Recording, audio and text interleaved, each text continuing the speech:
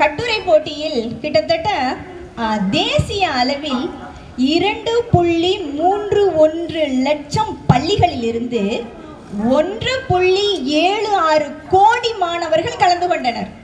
எத்தனை பேர் கலந்துருக்காங்க பாரு. அதுல தேசிய அளவில் தேர்வாகியது 100 பேர். 100 பேர்ல 25 பேர் எஸ்ஏ, 25 பேர் போம், 25 பேர் டிராயிங் அண்ட் 25 பேர் மல்டிமீடியா பிரசன்டேஷன். தேசிய அளவில் கட்டுரை போட்டியில் 25 பேர்ல தமிழகத்துல ரெண்டே குழந்தைங்க தான். அதுல ஒண்ணு மெட்ரிகுலேஷன் படிக்கக்கூடிய மாணவி. நமது ராமநாதபுரம் மாவட்டத்திலேயே அரசு பள்ளி மாணவி நம்ம ஸ்கூல் ராமநாதபுரம் மட்டும்தான், நம்ம பிள்ளை மட்டும்தான். இது உண்மையிலேயே இந்த ஸ்டேட்லயே வேற யாருமே கிடையாது. யோசிப்பாரு, ரகுநாதபுரம் அப்படின்னு நீ கூகுள்ல போய் சர்ச் பண்ணினா வரக்கூடிய நியூஸ் ஃபுல்லாமே வீர்கதா 4.0 பிருந்தா தலைமை ஆசிரியர் அரசு மாதிரி மேல்நிலை பள்ளி அப்படிதான் வரும். இவ்வளவு பெருமையும் யாரால் வந்தது தெரியுமா? உங்களால் மட்டுமே.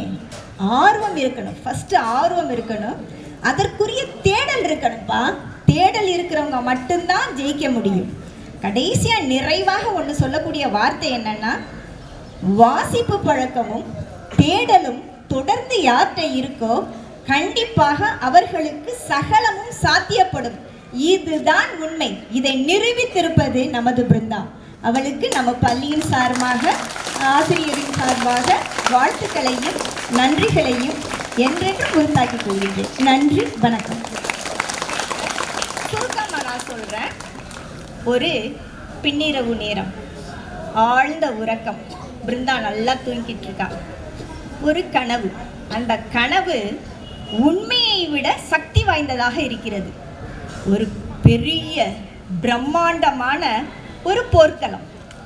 அந்த போர்க்களத்தில் பொழுதி மண்டலம் எங்கும் நிறைந்திருக்கிறது. எங்கு பார்த்தாலும் குதிரைகள் சத்தம், போர் வீரர்களின் சத்தம் கேட்டுக்கொண்டே இருக்கின்றது. ஒரு குதிரை, எங்கிருந்தோ வந்த ஒரு குதிரை என்னை நோக்கி வந்தது. அருகே வர வர அந்த குதிரை குளம்பின் சத்தம் கொஞ்சம் கொஞ்சமாக குறைந்தது. குதிரையின் மேல் கம்பீரமாக ஒரு தோற்றம். யார் என்று பார்த்தேன், கண்டறிய இயலவில்லை. முகத்தில் இருந்த முகத்திரையை மெல்ல விலக்க கண்டுகொண்டேன்.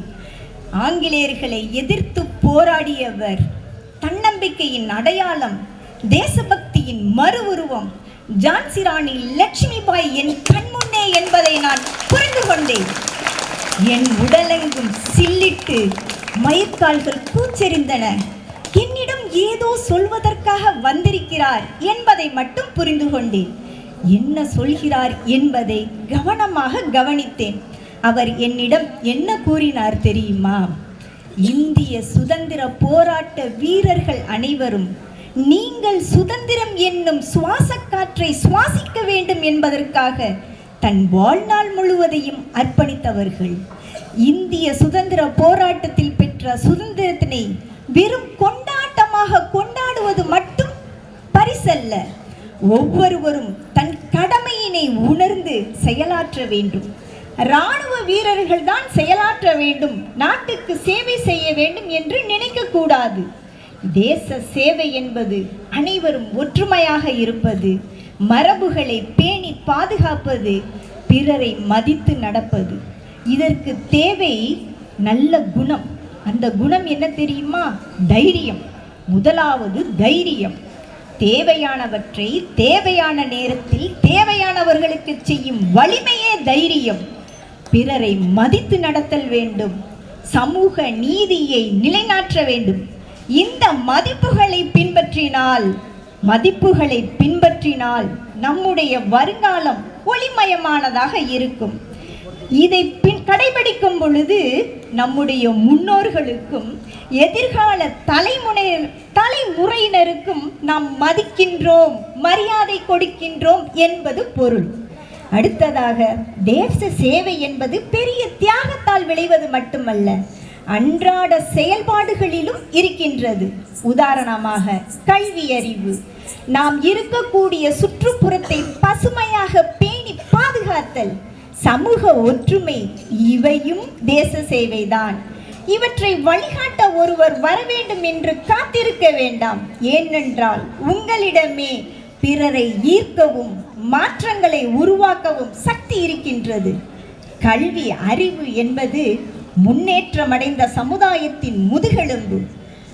அறிவாற்றலால் ஆயுதம் கொண்டு, அறிவை ஆயுதமாக கொண்டு செயல்படுங்கள்.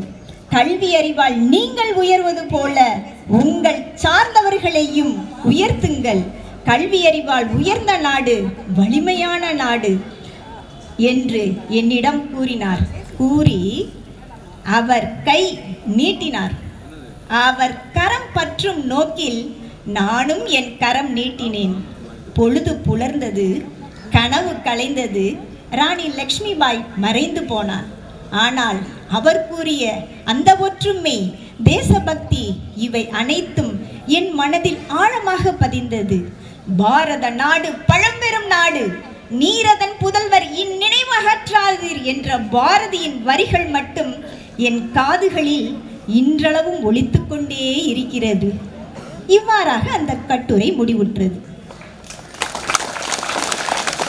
அந்த கட்டுரையின் சாராம்சம் இதுதான்.